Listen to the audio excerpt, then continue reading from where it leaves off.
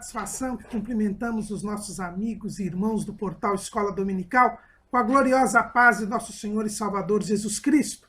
Estamos dando início a mais uma pré-aula, esta ferramenta que o portal Escola Dominical disponibiliza aos professores e alunos da Escola Bíblica Dominical no início da semana, para que os irmãos possam melhor estudar a lição da Escola Bíblica Dominical. Vejam esta pré-aula, leiam a revista das lições bíblicas, os textos de apoio que nós postamos no site do portal Escola Dominical. Tirem as suas dúvidas durante a semana na sala dos professores, que está ali acessível a todos os usuários do portal Escola Dominical. Não há necessidade de um cadastramento.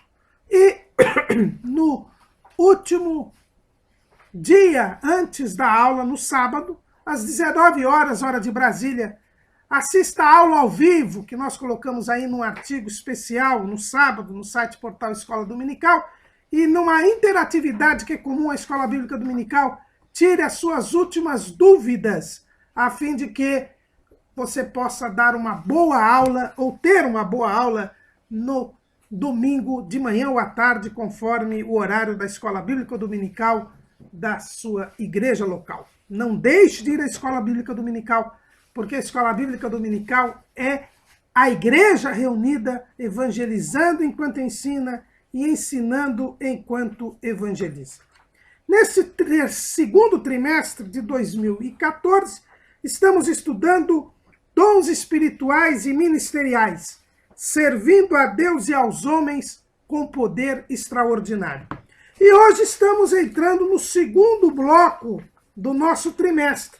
Nós já estudamos os dons espirituais e agora nós vamos estudar os dons ministeriais.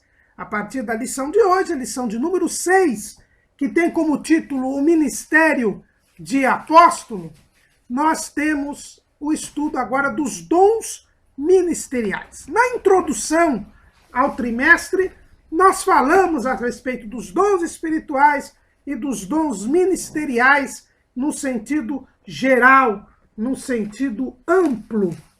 E hoje, então, iremos rapidamente falar um pouco sobre esses dons ministeriais, antes de entrarmos diretamente no estudo do dom ministerial de apóstolo, que é o tema propriamente dito da nossa lição de hoje. Em Efésios, capítulo 4, versículo 11, o apóstolo Paulo nos fala a respeito dos dons ministeriais, que são 5 dons. Assim diz o apóstolo Paulo lá em Efésios, capítulo 4, versículo 11. E ele mesmo deu uns para apóstolos, e outros para profetas, e outros para evangelistas, e outros para pastores e doutores, querendo o aperfeiçoamento dos santos para a obra do ministério, para a edificação do corpo de Cristo, até que todos cheguemos à unidade da fé e ao conhecimento do Filho de Deus, a varão perfeito, à medida da estatura completa de Cristo, para que não sejamos mais meninos inconstantes, levados em roda por todo o vento de doutrina, pelo engano dos homens que com astúcia enganam fraudulosamente.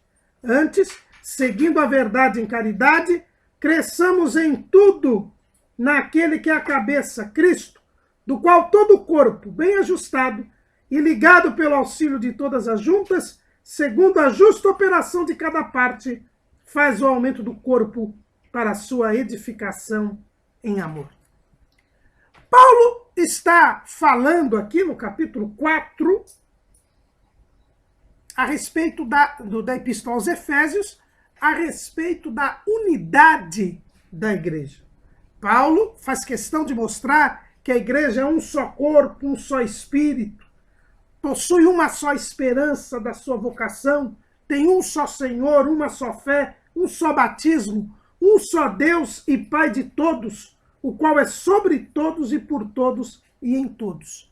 Então nós vemos aqui que Paulo está mostrando que a igreja é uma unidade. É uma unidade que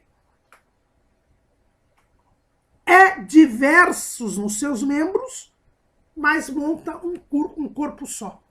E é falando da unidade que Paulo vai nos falar a respeito dos dons ministeriais.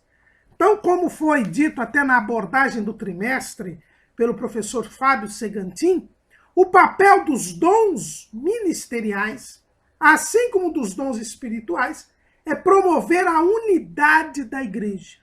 Através da diversidade, através das diferentes funções, nós temos a formação da unidade da igreja. E os dons ministeriais, eles têm este papel, a promoção da unidade. Paulo, ele deixa bem claro aqui, até que todos cheguemos à unidade da fé. Então, o propósito dos dons ministeriais é fazer com que a igreja ordenadamente chegue à condição de povo de Deus, de corpo de Cristo. Mantém a sua unidade. Então, os dons ministeriais, eles têm este papel de promover a unidade. Ao contrário dos dons espirituais, os dons ministeriais têm a ver com o governo. É por isso que alguns estudiosos das Escrituras entendem que quando o apóstolo Paulo, lá em 1 Coríntios, capítulo 12, versículo 28, quando ele elenca vários dons, e nós costumamos chamar esta relação de Paulo em 1 Coríntios 12, 28, de miscelânea, porque ele coloca ali tanto dons ministeriais, quanto espirituais, quanto dons assistenciais. Quando Paulo fala em governos, né, em 1 Coríntios 12, 28, e a uns pôs Deus na igreja, primeiramente apóstolos, em segundo lugar profetas, em terceiro doutores, depois milagres, depois dons de curar, socorros, governos, variedades de línguas, nós vemos aqui que esses governos se referem aos dons ministeriais.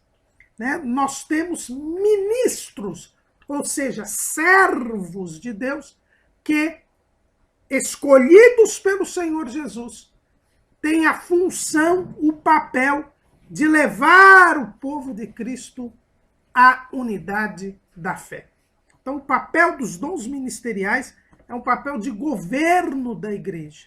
A igreja tem como cabeça Cristo, mas Cristo quis dar à igreja membros que têm a função de ordenar, de dirigir, de conduzir a igreja para a sua unidade, para que a unidade do corpo de Cristo se faça sentir. Quais são, então, os propósitos dos dons ministeriais? Paulo, ele deixa bem claro isso. O primeiro propósito é o aperfeiçoamento dos santos. Ou seja, quando nós cremos em Jesus, nós somos santificados. Né? Nós temos tirados os nossos pecados e somos colocados separados do pecado. É o que o salmista diz no Salmo de número 40. No Salmo 40, Davi assim diz: tirou-me de um lago horrível, de um charco de lodo, pôs os meus pés sobre uma rocha, firmou os meus passos. É isso que Jesus nos faz. Ele nos tira do lamaçal do pecado e nos coloca sobre a rocha, sobre ele próprio, e firma os nossos passos. Então, nós nos tornamos santos, mas nós ainda não somos perfeitos. Somos santos, mas ainda não somos perfeitos. Estamos indo em direção à perfeição. E para chegarmos à perfeição, o Senhor coloca na igreja os dons ministeriais. Como ele quer o aperfeiçoamento dos santos, então ele estabelece na igreja apóstolos, profetas, evangelistas, pastores e mestres. São 5 dons ministeriais para que nós atinjamos a perfeição. Se nós não tivéssemos ministros que tivessem estes dons na igreja, nós não chegaríamos à perfeição.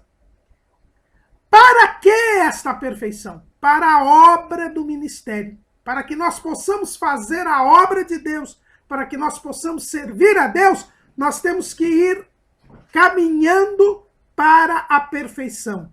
É por isso que lá no livro do Apocalipse, há a recomendação: quem é santo, santifique-se ainda. E sem a santificação, ninguém verá o Senhor, diz o escritor aos Hebreus. Os dons ministeriais têm este papel, de nos levar a servir a Deus através do nosso aperfeiçoamento, para a edificação do corpo de Cristo. Assim como os dons espirituais, que nós já estudamos nas lições anteriores, eles servem para a edificação do corpo de Cristo, para a construção do corpo de Cristo, de igual maneira, os dons ministeriais servem para a edificação, para a construção do corpo de Cristo. E o que é esta edificação? Em primeiro lugar, é a unidade da fé. Todos nós temos que nos unir na confiança em Deus e crermos em tudo quanto o Senhor tem nos revelado, em tudo que Cristo tem nos ensinado e que é lembrado pelo Espírito Santo. Então, a unidade da fé. A fé aqui, como disse o professor Fábio Segantin na abordagem desse trimestre, que se você não viu, nós aconselhamos que você veja, o professor Fábio disse que a fé aqui como um sistema, como um conjunto de crenças, de verdades que nós temos de crer e que nos foram reveladas por Cristo Jesus.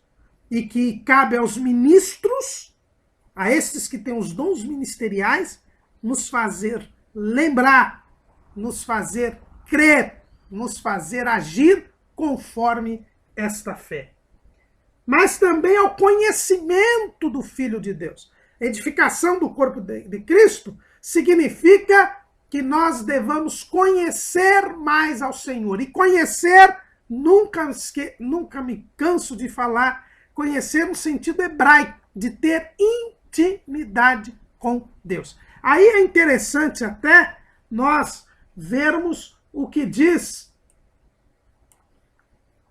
Agostinho, né? O grande teólogo Agostinho. Ele tinha um ensino muito importante, que é o ensino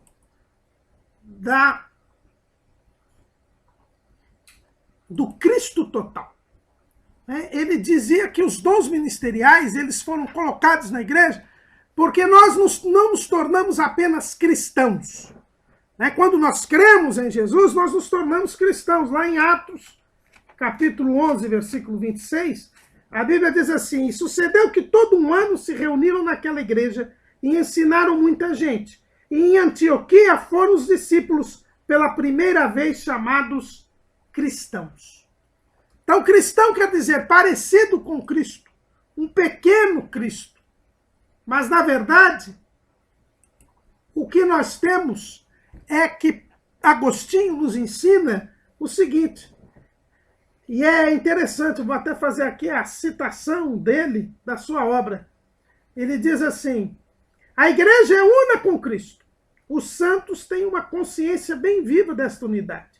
Alegremos-nos, portanto, e demos graças por nós nos termos tornado não somente cristãos, mas o próprio Cristo. Compreendeis, irmãos, a graça que Deus nos concedeu ao darmos Cristo como cabeça? Admirai e rejubilai, nós nos tornamos Cristo. Com efeito, uma vez que Ele é a cabeça e nós somos os membros, o homem inteiro é constituído por Ele e por nós. A plenitude de Cristo é, portanto, a cabeça e os membros. O que significa isto? A cabeça e os membros? Cristo e a igreja. Redentor nos ter unam se personam com Santa Igreja ia. O que quer dizer, nosso Redentor mostrou-se como uma só pessoa com a Santa Igreja que ele assumiu. Cabeça e membros são como uma só pessoa mística. Agostinho diz que nós somos cristãos, parecidos com Cristo, pequenos cristos, mas nós estamos caminhando a nos tornarmos Cristo. Não quer dizer que seremos Jesus Cristo, mas estaremos num patamar de comunhão plena com o Senhor. E isso ocorrerá quando da nossa glorificação. É por isso porque a imagem que a Bíblia traz da igreja e Cristo casando-se nas bodas do Cordeiro é esta comunhão, porque no casamento, marido e mulher se tornam um só, uma só carne. E, na verdade, nós nos tornaremos um com Cristo no dia da glorificação. E para chegarmos a este Cristo total, que diz Agostinho, nós precisamos dos dons ministeriais.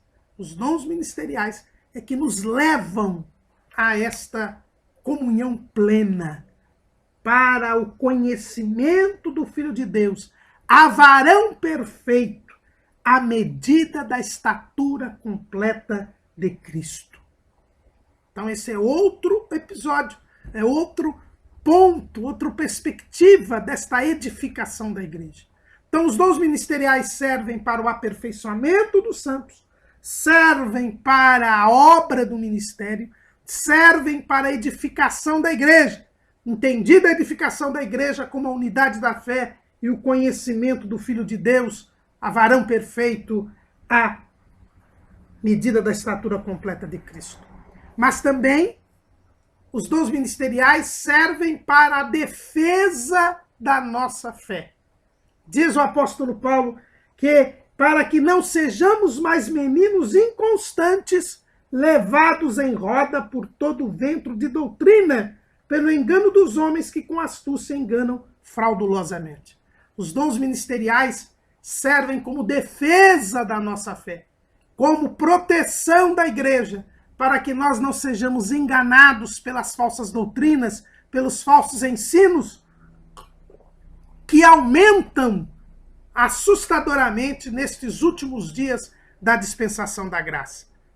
Cabem aos ministros, àqueles que têm os dons ministeriais, promover a defesa da fé e a defesa da saúde espiritual de todos os crentes. Antes, seguindo a verdade em caridade, cresçamos em tudo naquele que é a cabeça, Cristo. Também nós vemos aqui o crescimento. Os dons ministeriais servem para o crescimento da igreja. Um crescimento qualitativo e quantitativo. Hoje se fala muito em métodos de crescimento, mas o método de crescimento da igreja que Deus instituiu, que Cristo instituiu, foram os dons ministeriais. Quando ele dá à igreja apóstolos, profetas, evangelistas, pastores e mestres, ele está promovendo as ferramentas necessárias ao verdadeiro crescimento da igreja. Porque este crescimento, em primeiro lugar, tem Cristo como cabeça. Uma igreja só cresce quando segue a direção de Cristo, e o que Cristo nos falou nos é lembrado, e nós somos guiados e dirigidos pelo Espírito Santo, que ele deixou com a igreja para nos orientar, para nos saber qual é a vontade da cabeça de Cristo. Mas o crescimento da igreja também traz o bom ajuste, e os dons ministeriais, eles servem para ajustar a igreja, para fazer com que a igreja funcione corretamente. É como uma máquina. Uma máquina ela só funciona quando todas as suas peças estão ajustadas, cada qual no seu lugar, uma complementando a outra. Assim fazem os dons ministeriais. É por isso que os estudiosos da Bíblia costumam comparar os dons ministeriais com os dedos da mão. São 5 dons ministeriais. E esses 5 dons estão aqui para demonstrar que um precisa do outro. Um dom não pode agir sem o outro. E quando todos os dons estão agindo, a igreja cresce ajustada, bem ajustada. Como diz Paulo, pelo auxílio de todas as juntas, segundo a justa operação de cada parte. E aí nós temos o aumento do corpo, o crescimento do corpo, na sua edificação em amor. Os dons ministeriais, assim como os dons espirituais, estão submetidos ao amor. Tem como finalidade o aumento da igreja em amor. São esses, então, os propósitos dos dons ministeriais que nós falamos aqui sucintamente, porque nós estamos agora adentrando a esses dons ministeriais. E o primeiro dom que nós vamos estudar, não sendo assim uma opção livre do nosso comentarista, porque não é coincidência, é o primeiro dom que é falado aqui em Efésios 4:11. E é o primeiro dom ministerial que foi posto na igreja. É o dom de apóstolo. Veja bem que em Efésios 4:1 diz: e ele mesmo deu uns para apóstolos. É o primeiro dom que é mencionado. E lá em 1 Coríntios, capítulo 12, versículo 28, que nós já lemos, Paulo repete esta ideia. Ele diz: e a uns pôs Deus na igreja, primeiramente apóstolos. Então, os apóstolos são o primeiro dom que foi dado, ministerial, que foi dado para a igreja. E o dom de apóstolo foi dado na tarde do domingo da ressurreição. Nós já vimos que glorificado, vencedor sobre a morte, ressurreto, Jesus Cristo começou a dar dons aos homens. O próprio Paulo diz: mas a graça foi dada a cada um de nós segundo a medida do dom de Cristo. Pelo que, subindo ao alto, levou cativo o cativeiro e deu dons aos homens. Nós já vimos isso na lição de número 1. Nós vimos que Jesus começou a dar dons aos homens, dar dons à igreja, depois que venceu, depois que foi devidamente vitorioso sobre a morte.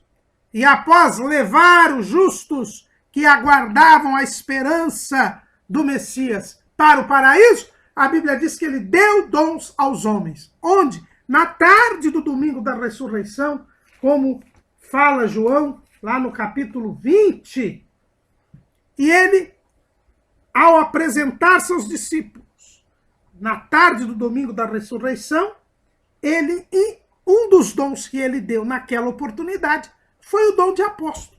Por isso que a Bíblia diz: e a Deus deu primeiramente apóstolos. Por quê? O dom de apóstolo foi dito assim.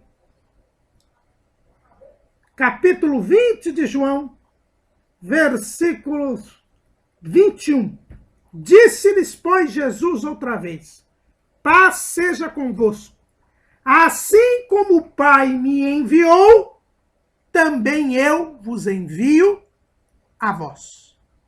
E aí nós temos a instalação do dom ministerial de apóstolos. Porque a palavra apóstolo, irmãos, é uma palavra grega que quer dizer enviado. O que é o apóstolo? É aquele que foi enviado. Jesus é chamado de apóstolo, porque ele foi enviado pelo Pai.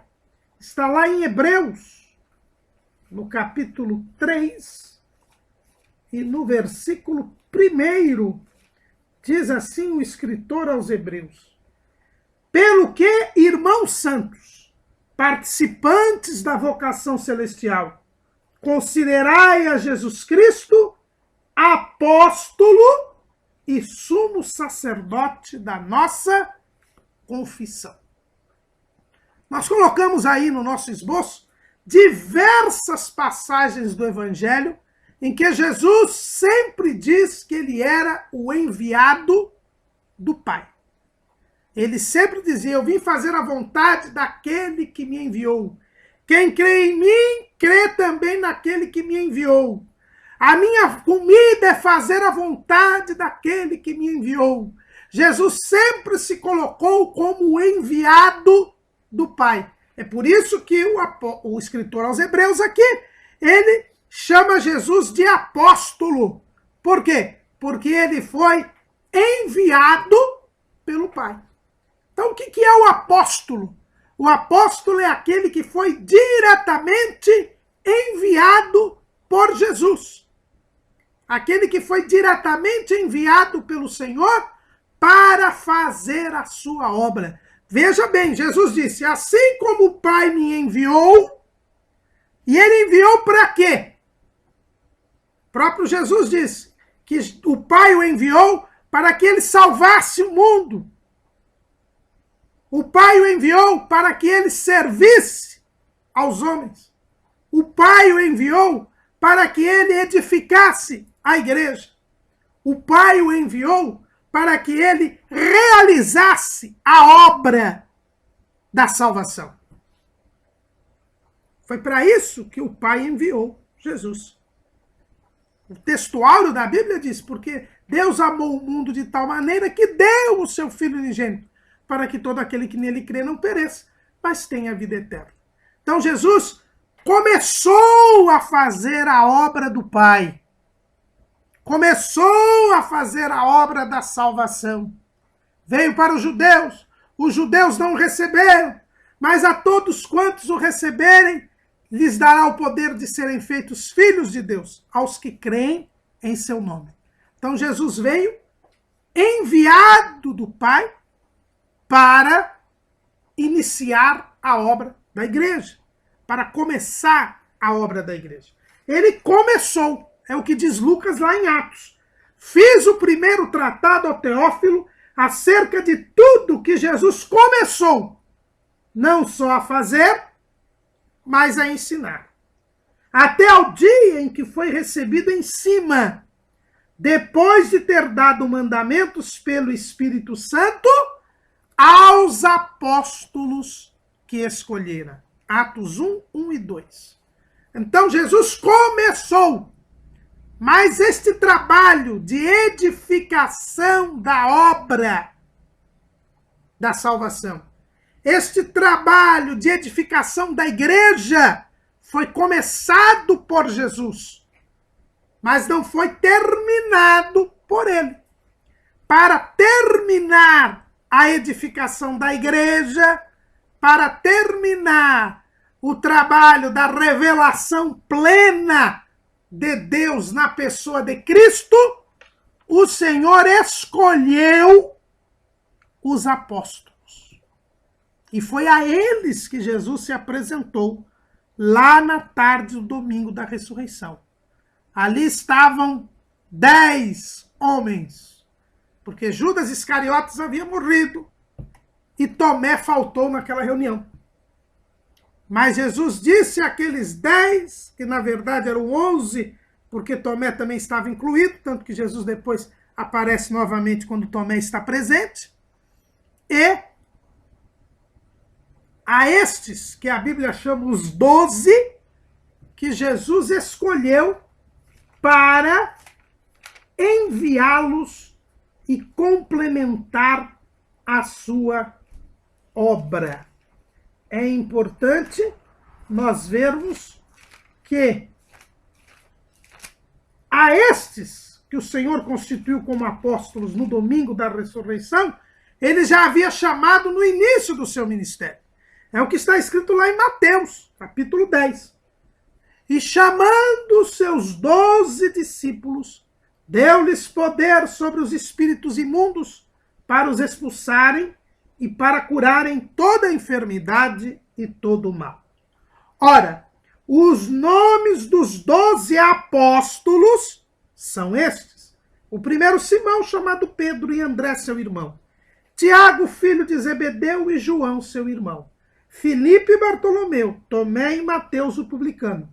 Tiago, filho de Alfeu, e Lebeu, apelidado Tadeu. Simão cananita e Judas Iscariotes, aquele que o traiu. Jesus enviou estes 12 e lhes ordenou, dizendo: não ireis pelo caminho das gentes, nem entrareis em cidade de samaritanos, mas ide antes as ovelhas perdidas da casa de Israel, e indo pregai, dizendo: é chegado o reino dos céus. Curai os enfermos, limpai os leprosos, ressuscitai os mortos, expulsai os demônios. De graça recebestes, de graça dai. Então aqui nós vemos Jesus, ainda no seu ministério terreno, enviando para aldeias e vilas de Israel, que ele não teria tempo de visitar, a pregação do evangelho, através destes 12 que ele enviou. É por isso que eles são chamados de apóstolos. E vejam bem que nos evangelhos, que no livro de Atos, estas são as pessoas chamadas como apóstolos. Aqueles 12 que foram enviados diretamente pelo Senhor. Ainda no seu ministério terreno, para ir aos lugares onde ele não poderia ir. Mas como Jesus veio à casa de Israel, ele teria de pregar o evangelho a todos os israelitas. E como não havia tempo para que todos fossem alcançados pessoalmente por Jesus, Jesus envia os apóstolos, estes 12 que são enviados. Estes 12 são enviados, Mateus fala a respeito disso, Marcos também fala a respeito do envio destas pessoas, lá em Marcos 6 e 7. Chamou a si os 12 e começou a enviá-los a 2 e 2 e deu-lhes poder sobre os espíritos imundos e ordenou-lhes que nada tomassem para o caminho, senão somente um bordão, nem alforje, nem pão, nem dinheiro no cinto. Lucas também fala a este respeito. No capítulo 9, ele nos fala, e convocando seus 12 discípulos, deu-lhes virtude e poder sobre todos os demônios para curarem enfermidades, e enviou-os a pregar o reino de Deus e a curar os enfermos. Então, estes apóstolos, primeiramente, foram chamados para complementar o ministério terreno de Cristo, e receberam de Cristo, que havia sido ungido com o Espírito Santo, receberam dele poder para curar enfermos, para expulsar demônios, para limpar leprosos, para ressuscitar mortos, para pregar o reino de Deus, em complemento à obra salvadora do Senhor Jesus. Mas quando Jesus foi rejeitado pelos judeus, e é morto, e ressuscita, ele agora envia os apóstolos para prosseguirem a pregação do evangelho. É o que diz Atos, que nós já lemos. Antes de subir aos céus, Jesus ainda ficou 40 dias aqui na terra. E um dos propósitos desses 40 dias foi dar mandamentos aos apóstolos para que eles prosseguissem o seu trabalho. Agora não só apenas para os judeus, mas também para os gentios. É por isso que Jesus disse, mas recebereis a virtude do Espírito Santo que há de vir sobre vós e ser-me-eis testemunhas, tanto em Jerusalém como em toda a Judéia e Samaria e até os confins da terra. Os apóstolos, eles foram colocados como continuadores da obra de Cristo, para a complementação da edificação da base da igreja. Jesus revelou aos apóstolos o mistério da igreja. Quando Pedro teve a revelação do Pai de que Jesus era o Cristo, o Filho de Deus vivo, Jesus disse que ele edificaria a sua igreja e as portas do inferno não prevaleceriam contra ela. A igreja seria edificada por Cristo. Mas a igreja, porque a igreja é um edifício. A Bíblia diz, né, Paulo diz que a igreja é o edifício de Deus e lavoura de Deus. Ele compara, né, uma das figuras da igreja é precisamente essa, que a igreja ela é edifício de Deus e lavoura de Deus. Ora, se a igreja é um edifício, todo edifício começa com a pedra fundamental. E a pedra fundamental é Jesus Cristo. Ele diz, sobre esta pedra edificarei a minha igreja. Então, Cristo é a principal pedra. Mas a base da igreja não tem apenas a pedra fundamental, a pedra angular. Em qualquer edifício nós temos aquela pedra fundamental, a pedra angular, mas nós temos também o alicerce que é formado de outras pedras. E o alicerce da igreja, Paulo nos mostra qual é. Lá na Epístola aos Efésios, que trata da igreja, Paulo diz assim, em Efésios 2 e 20, edificado sobre o fundamento dos apóstolos e dos profetas, de que Jesus Cristo é a principal pedra da esquina, no qual todo edifício, bem ajustado, cresce para templo santo no Senhor. no qual também vós juntamente sois edificados para a morada de Deus em espírito. Então, além de Cristo, que é a pedra angular, é a pedra fundamental, nós temos também os fundamentos dos apóstolos e dos profetas. Estes fundamentos dos apóstolos e dos profetas nos falam da complementação da edificação da base da igreja. Os profetas que anunciaram a Cristo, os profetas do Antigo Testamento, a lei e os profetas duraram até João, que apontavam para Cristo. E os apóstolos, que complementam aquilo que Cristo ensinou, que complementam aquilo que Cristo veio fazer, que complementam a própria revelação de Cristo. É bom nós vermos que nas suas últimas instruções, Jesus disse-lhe assim, que ele ainda não havia revelado tudo o que tinha de ser revelado. Lá nas suas últimas instruções, ele diz assim, que ele iria ainda ensinar algumas coisas para os discípulos. Antes de subir aos céus, ele disse que João não iria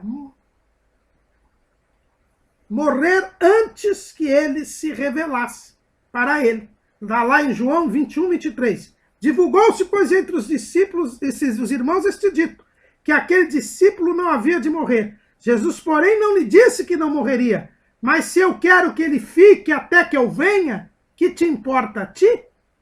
O próprio João fala a respeito destas palavras de Jesus, e isso nos aponta para o livro do Apocalipse, quando então se completa a revelação de Deus, através de Cristo. A última revelação de Deus para os homens é Jesus Cristo, que é o próprio Deus. Mas ele não se revelou totalmente no seu ministério terreno.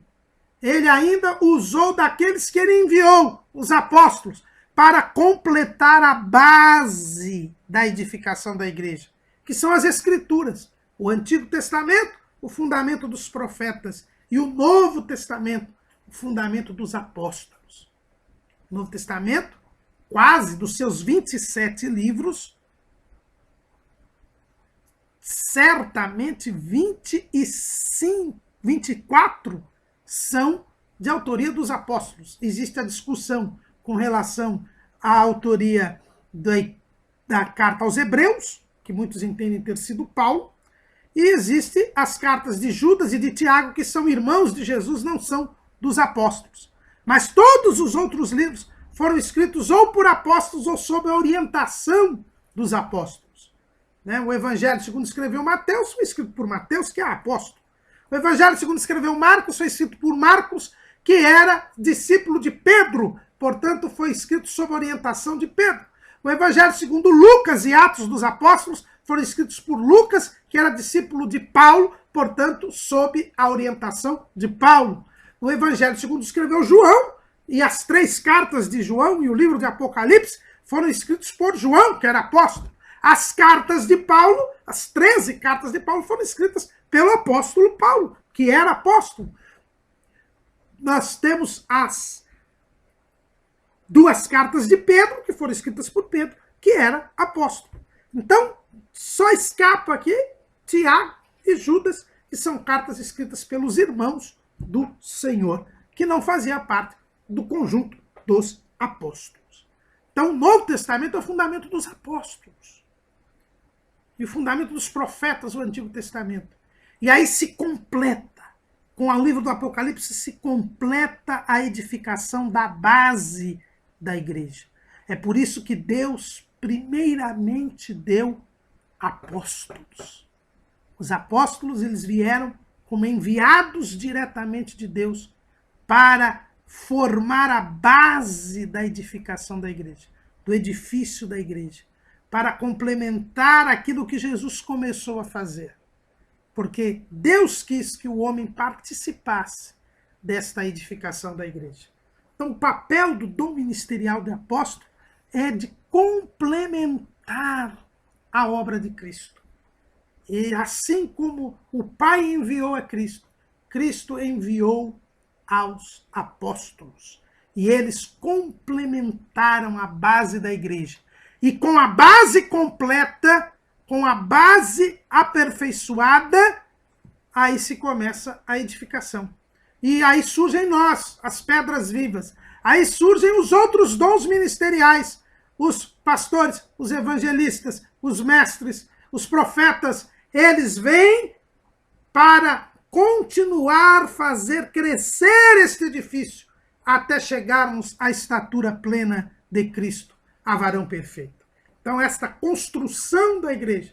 E é dentro desta ideia é que nós temos aí os apóstolos, sendo um dom que, no sentido pleno da palavra, terminou com João. João foi o último apóstolo a morrer. Aquele que completou a revelação.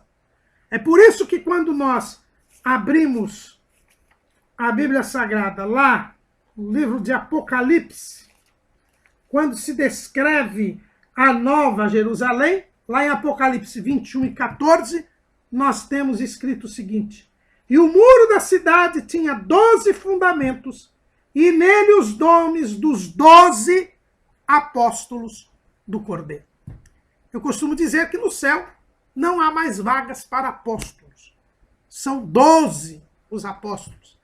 E a vaga já está preenchida, as vagas. A Cidade Santa, a Nova Jerusalém, tem 12 fundamentos. E a Nova Jerusalém é uma cidade, mas ela também simboliza a igreja, o povo de Deus. Aquele povo que habitará para sempre com o Senhor. É o que diz o próprio livro de Apocalipse, capítulo 21, versículo 3. E ouvi uma grande voz do céu que dizia: eis aqui o tabernáculo de Deus com os homens, pois com eles habitará, e eles serão o seu povo, e o mesmo Deus estará com eles, e será o seu Deus. Então aqui nós vemos que a Nova Jerusalém é o povo de Deus. E ela tem 12 fundamentos, os 12 apóstolos do Cordeiro. Então aqueles fundamentos dos apóstolos que Paulo fala em Efésios 2:20, João confirma que são os 12 apóstolos. Então apóstolo, no sentido de complementação da obra de Deus, de enviado diretamente por Cristo, eram apenas aqueles 12.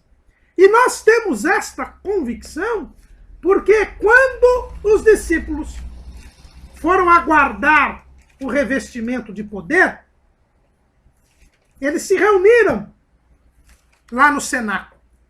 Mas eram 11 apóstolos apenas.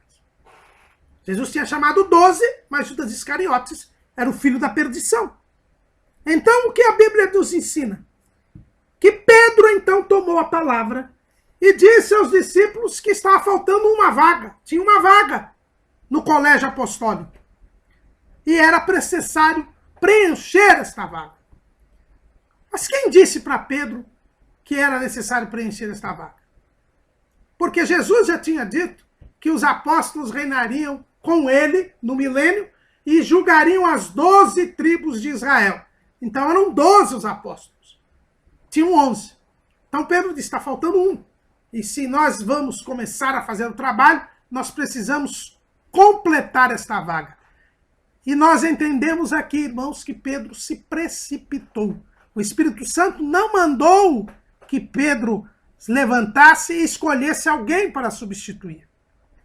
E a Bíblia diz que ele se levantou e expôs isto para os discípulos, que eram quase 120 que estavam ali reunidos, e nos deu os requisitos. Pelo menos para isso serve. Embora tenha sido uma precipitação de Pedro, na verdade, nós vemos aqui quais são os requisitos para ser apóstolo. Era preciso substituir, ocupar aquela vaga, substituir Judas. E aí, então, Pedro diz que só poderia ser apóstolo quem tivesse os seguintes requisitos. Atos capítulo 1, versículo 21. É necessário, pois, que dos varões que conviveram conosco todo o tempo em que o Senhor Jesus entrou e saiu dentre nós, começando desde o batismo de João até o dia em que dentre nós foi recebido em cima, um deles se faça conosco testemunha da sua ressurreição. Quais eram então os requisitos para ser apóstolo? Em primeiro lugar, diz Pedro, o requisito era que fosse varão. Então não existe apóstolo. Um requisito é que seja varão.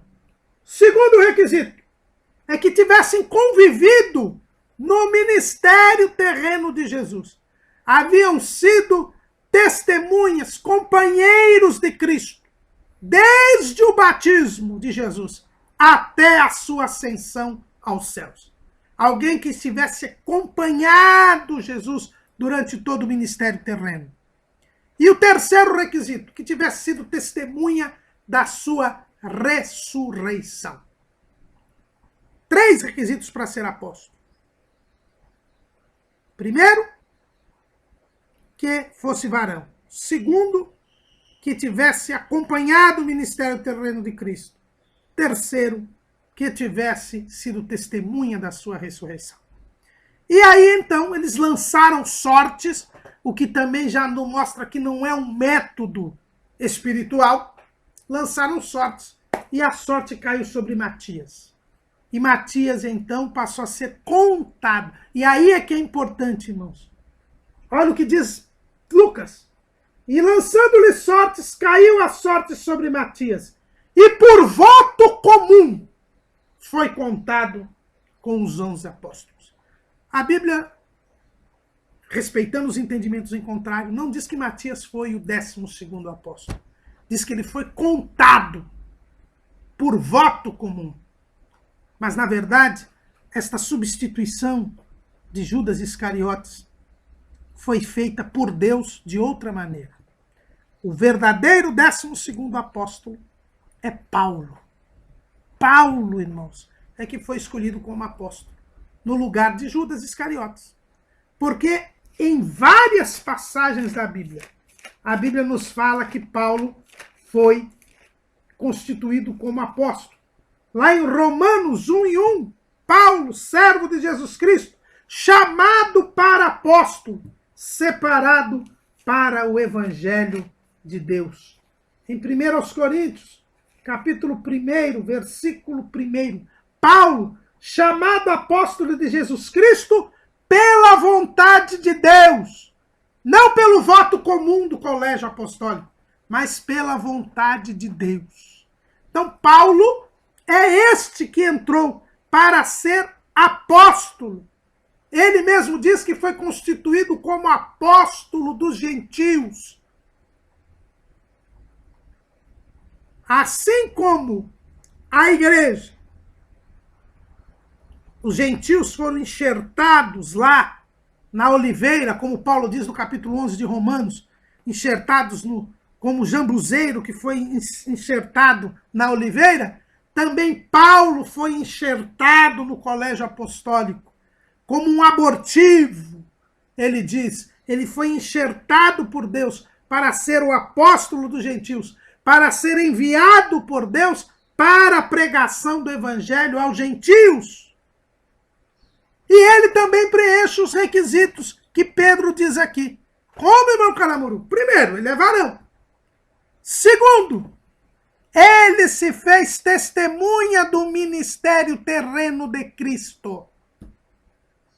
Porque Jesus pessoalmente se apresentou a ele no caminho de Damasco. Porque Jesus pessoalmente lhe fez ver o próprio ministério terreno. O que nós vemos lá em 1 Coríntios capítulo 11, na leitura oficial da ceia do Senhor? Porque eu recebi do Senhor o que também vos ensinei, que na noite em que o Senhor Jesus foi traído, tomou o pão, ele teve uma experiência ocular da própria ceia do Senhor. Ele não estava lá fisicamente quando os fatos ocorreram, mas se ele disse que recebeu diretamente do Senhor, isto quer dizer que por revelação o Senhor o fez participar de todo o ministério terreno. E é interessante que nós sabemos o ensino de Jesus que nem os evangelistas disseram, só Paulo disse. Quando ele disse, assim como ensinou o Senhor Jesus, melhor coisa é dar do que receber. Mas bem-aventurada coisa é dar do que receber. E nós sabemos isso através do apóstolo Paulo. Porque ele teve uma revelação de todo o ministério terreno de Cristo. Então ele se fez participante desse ministério terreno, desde o batismo até a ascensão, ainda que por modo sobrenatural. E em terceiro lugar, ele é testemunha da ressurreição de Cristo. Como ninguém. Por quê? Porque o apóstolo Paulo escreveu o capítulo 15 de 1 aos Coríntios. Ele é aquele que mais fala da ressurreição na Bíblia Sagrada e que mais nos ensina o significado da ressurreição de Cristo. E o próprio Paulo disse que Jesus apareceu a ele também, lá no caminho de Damasco. Então ele se fez testemunha da ressurreição de Jesus. Então ele preenche os requisitos para ser apóstolo. E ele, então, na verdade, é o apóstolo que foi colocado em lugar de Judas Iscariotes. E aí se completa o número de 12, que é o número clausus, número fechado. Porque os fundamentos da igreja, os fundamentos dos apóstolos, são os 12 apóstolos do Cordeiro. E para ser apóstolo, você precisava demonstrar isso por sinais e maravilhas. Quando Jesus constituiu os 12, deu-lhes poder para curar enfermos, expulsar demônios, para limpar leprosos, ressuscitar mortos. E nós vemos isto na vida dos 12. Lá em Atos dos Apóstolos é bem claro isso. Em Atos capítulo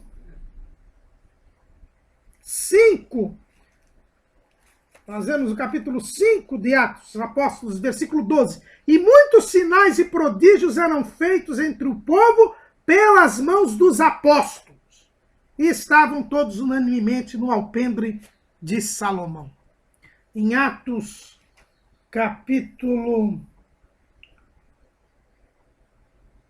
4, versículo 30. Enquanto estendes a tua mão para curar e para que se façam sinais e prodígios pelo nome do teu Filho, do teu Santo Filho, Jesus Cristo. Versículo 33. E os apóstolos davam com grande poder testemunho da ressurreição do Senhor Jesus, e em todos eles havia abundante graça. Então, para ser apóstolo, precisa ter sido enviado diretamente por Cristo, ser varão, ter sido companheiro do ministério terreno de Cristo, ter sido testemunha da sua ressurreição e operar com grandes sinais e maravilhas, demonstrando este chamado de Deus. Esse trabalho cessou, como nós já dissemos, com a morte de João, porque aí já tinha a base da igreja, já tínhamos o fundamento. Dali para frente nós temos os outros dons, os dons de pastores, de mestres, de evangelistas, de profetas. Não existe a chamada sucessão apostólica. Isto é uma invenção da igreja romana. A igreja romana, ela fala a respeito da sucessão apostólica para justificar o papado. Eles dizem que o colégio apostólico tinha Pedro como chefe e os outros 11 como seus subordinados. E agora, Pedro é sucedido pelos papas e os apóstolos são sucedidos pelos bispos. Na verdade, isso não existe. O trabalho do apostolado terminou com a morte de João. Nós já não temos. Agora nós temos os pastores, os evangelistas, os mestres, os profetas, que continuam o trabalho da igreja. A igreja, ela é apostólica. É interessante a gente ver, inclusive o próprio catecismo da igreja romana, ela é bem clara e é bíblica nesse sentido, né? Quais são estes vínculos da unidade, lá no parágrafo 815 do Catecismo da Igreja Romana? Sobre tudo isso está a caridade, que é o vínculo da perfeição. Mas a unidade da igreja peregrinante é também assegurada por vínculos visíveis de comunhão, que é a profissão de uma única fé recebida dos apóstolos. Então, nós temos aqui os apóstolos, eles mantêm a unidade da fé, por quê? Porque eles foram usados por Deus para complementar a revelação em um Novo Testamento.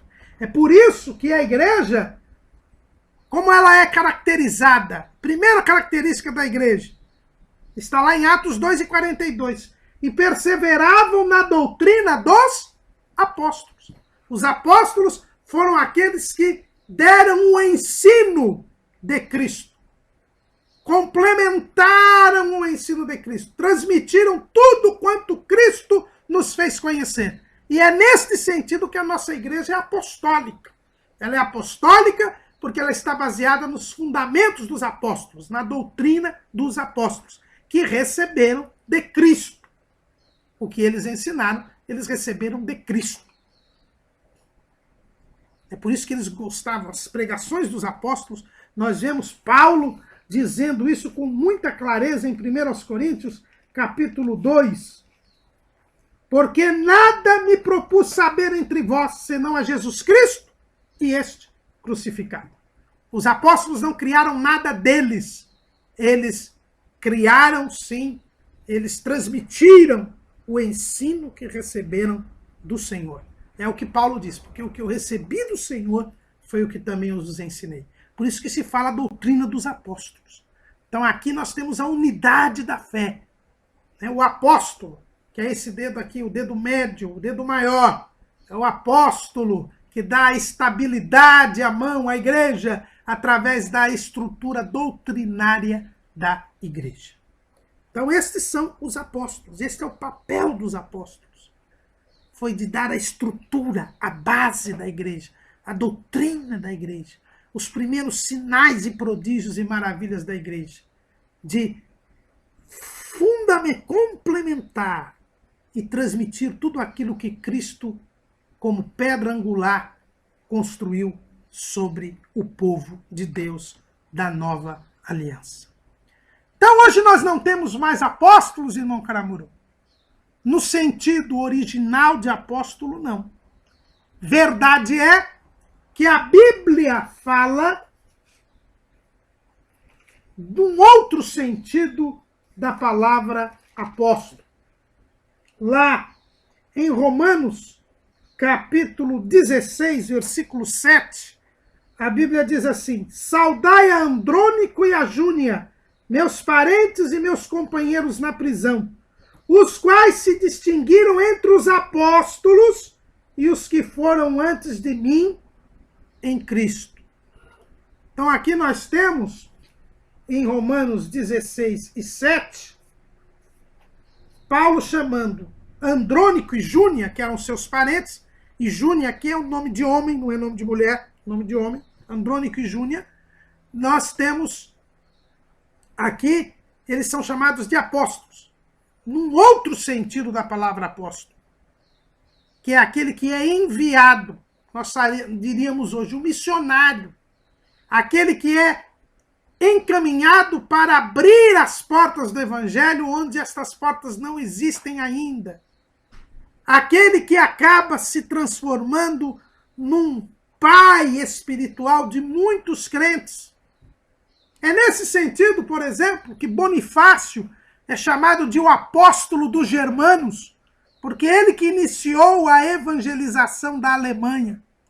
É neste sentido que nós podemos dizer que Daniel Berg, Gunnar Wingren, Luiz Franciscon foram apóstolos pentecostais do Brasil, porque eles desbravaram, iniciaram, eles foram enviados por Deus para dar o início e dar a base de igrejas locais em lugares que nunca foram antes atingidos pelo Evangelho. É nesse sentido que William Carey é conhecido como o pai das missões modernas, porque desbravou, principalmente ali no Oriente, na Índia. Então nós temos, neste sentido, a palavra apóstolo. É um evangelista desbravador, um evangelista missionário, que vai abrir as portas do Evangelho iniciar igrejas, fundar igrejas, como fez o próprio apóstolo Paulo. Nesse sentido de apóstolo, nós podemos falar, e não é errado chamar essas pessoas de apóstolos. Por quê? Porque a própria Bíblia os chama Andrônico, chama Júnior, chama Barnabé também, em outra passagem, como apóstolo. Mas nesse sentido de desbravadores. Mas, na verdade, aqui o ministério é propriamente de evangelista. Um evangelista desbravador. E o apóstolo, ele tem este papel. Pastor Antônio Sebastião, lá de Santo André, da Assembleia de Deus de Santo André, ele costuma dizer nos seus ensinamentos que Jesus é o apóstolo do Pai. Os 12 foram os apóstolos do Filho. E estes desbravadores, evangelistas, são os apóstolos do Espírito Santo. Então, neste sentido, nós podemos também entender assim. Então, não é errado chamar estes desbravadores, estes missionários, de apóstolos. Mas, tomemos cuidado. Apóstolo, neste sentido, também bíblico, mas não do dom ministerial de apóstolo. Esses apóstolos aqui, na verdade, têm o dom de evangelista. São pioneiros no evangelismo. É verdade que terão uma autoridade superior a de um simples evangelista, porque eles são os iniciantes, os pioneiros. E tal qual os apóstolos do Cordeiro, eles não estarão presos a uma igreja. Estarão acima, com uma autoridade acima das igrejas, mas sem uma tentativa de poder ou de submissão dos outros. É porque o seu trabalho é de evangelizar, é de estar abrindo igrejas e disciplinando os obreiros para que eles possam melhor construir esta obra que eles começaram. E para nós terminarmos esta aula, devemos falar também a respeito dos falsos apóstolos. Há muitas pessoas que querem demonstrar que ainda há apóstolos hoje, não no sentido de Andrônico, de Júnior, de Barnabé, mas para ter poder. Hoje tem muito apóstolo, irmãos. E essas pessoas querem ser apóstolas, por quê? Porque querem mandar. Porque o apóstolo está acima do pastor, do bispo, do profeta, porque é o dom maior, é o dom primeiro. Então essas pessoas querem ser apóstolas para mandar. Querem ter o título de apóstolo para mandar, para ter poder. Mas o apóstolo, irmãos, apesar da autoridade que tinha, apesar do papel fundamental que tem na igreja, de ser fundamento da igreja, o apóstolo era dos últimos. Paulo, ele mostra bem a posição do apóstolo. Lá em 1 Coríntios, capítulo 4, versículo 9.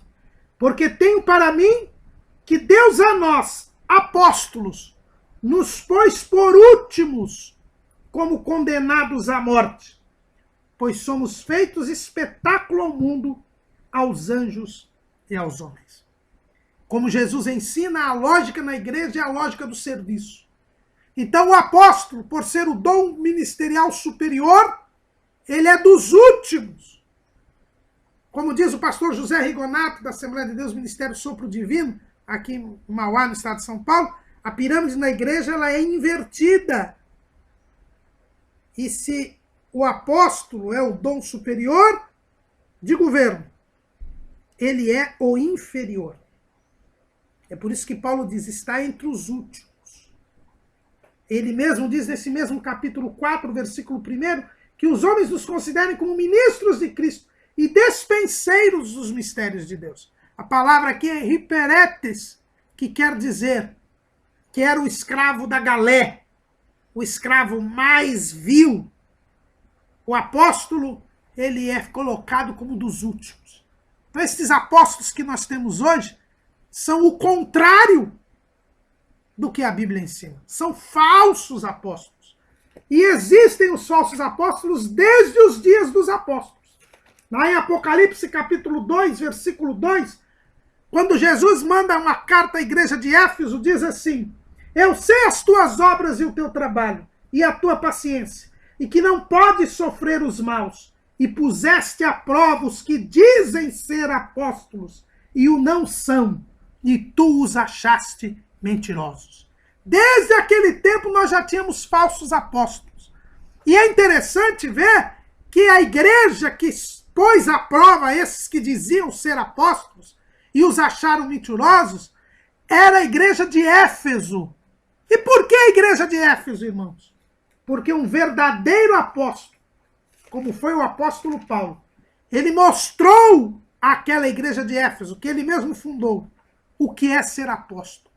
Lá em Atos, capítulo 20, a partir do versículo 17, nós vemos o que é ser apóstolo. Paulo estava indo para Jerusalém, o Espírito Santo já lhe havia revelado que ele seria preso, e ele quis se despedir dos obreiros de Éfeso. E nesta despedida, que ocorreu na cidade de Mileto, ele mostrou o que é ser apóstolo. Vamos ler lá, capítulo 20, versículo 17. E de Mileto mandou a Éfeso a chamar os anciãos da igreja. E logo que chegaram junto dele, disse-lhes: vós bem sabeis, desde o primeiro dia em que entrei na Ásia, como em todo esse tempo me portei no meio de vós. A primeira característica do apóstolo é que ele não muda o seu porte, o seu comportamento. Ele é o mesmo antes de começar a sua obra desbravadora e depois, quando esta obra já é grande. Desde o tempo que ele entrou na Ásia, quando Paulo entrou na Ásia, até o dia em que ele saiu, ele era o mesmo. Os apóstolos de hoje, eles ficam diferentes. Eles ficam arrogantes, soberbos, por causa da obra que eles dizem ter realizado. Então, um falso apóstolo é aquele que muda o seu comportamento depois que abriu muitos trabalhos, depois que constituiu um império, ele muda. É um falso apóstolo. A igreja de Éfeso aprendeu com Paulo e por isso pôde ver quem eram os verdadeiros e os falsos apóstolos. Porque, em primeiro lugar, o verdadeiro apóstolo ele não muda o seu comportamento apesar do êxito do seu trabalho. Segunda característica, versículo 19 de Atos 20. Servindo ao Senhor com toda a humildade e com muitas lágrimas e tentações que pelas ciladas dos judeus lhe sobrevieram. O verdadeiro apóstolo, ele serve com humildade. Ele não quer ser servido. Ele não quer submeter os outros. Ele é quem serve. O verdadeiro apóstolo é como Jesus, que não veio para ser servido, mas para servir e dar a sua vida em resgate de muitos. O verdadeiro apóstolo é como Paulo, que serviu com humildade e que era perseguido e que chorava e era muito tentado, isso muito provado. O apóstolo ele não é um supercrente, é alguém que serve e alguém que sofre. Desconfie destes apóstolos que se acham superiores, que se dizem estar numa outra dimensão e que se fazem de mediadores entre nós e Cristo. Só há um mediador entre Deus e os homens, Jesus Cristo homem. E ninguém precisa da mediação. Apóstolo não é mediador. Irmãos, estes falsos apóstolos aí hoje são piores do que o Papa.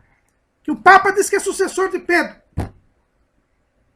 E os bispos, os católicos, dizem que são sucessores dos apóstolos.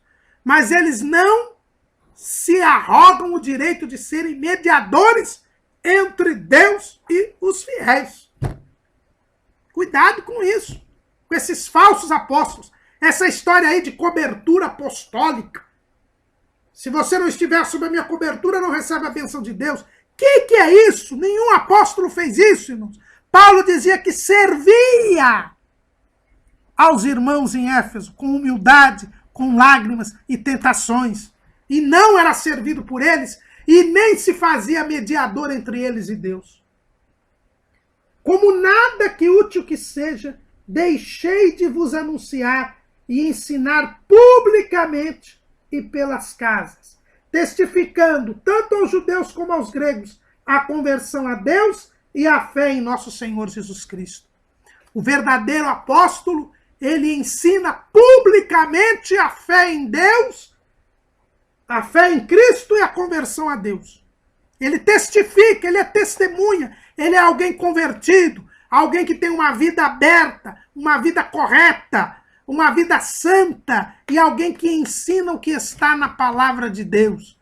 Alguém que não quer interferir na vida das pessoas, que não quer escravizar as pessoas, como estes apóstolos. Você não pode comprar nem vender, não pode casar sem autorização do líder que tem a cobertura apostólica. Que absurdo, irmãos. Isto não existe. Aquele plano do ano, o apóstolo vai dizer que aquele ano é o ano de Daniel, o ano de sei lá de quem. Isso tudo é balela.